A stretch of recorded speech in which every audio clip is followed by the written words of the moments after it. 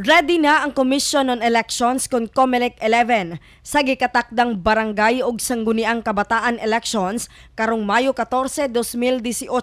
Gibutyag ni COMELEC Davao Assistant Regional Director Attorney Marlon Casquejo nga positibo sila nga mahinayon gayod ang eleksyon karong tuiga. Sa pagkakaroon no akong makasulti is dayon gyud ang election karong tuiga.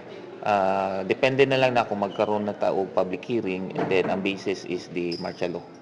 So diha na siya mo nang reason na mapuspone. Dili na ta magpaabot og kanang kuan sa Congress, in action sa Congress or ilahang balao sa Congress kay naaman tay reason which is martial law. Adunay gikatakdang public hearing sa mosunod nga mga bulan aron kuhaon ang mga nagkadaiyang baruganan sa tanang opisyal sa barangay ug kini usab maoy mamahimong basihan sa COMELEC and Bank kung ioktaba ba o kaya na nga mag-eleksyon bisan pa man kung gi-extend ang martial law dinhi sa Mindanao.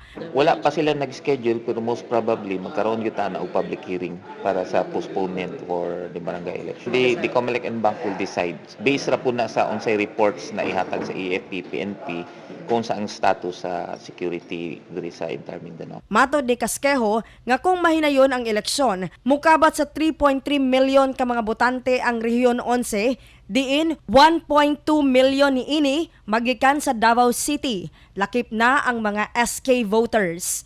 Kasama mo sa balita, kini si Radyo Man ay Miginita. Tatak, RMN. Tatak, RMN.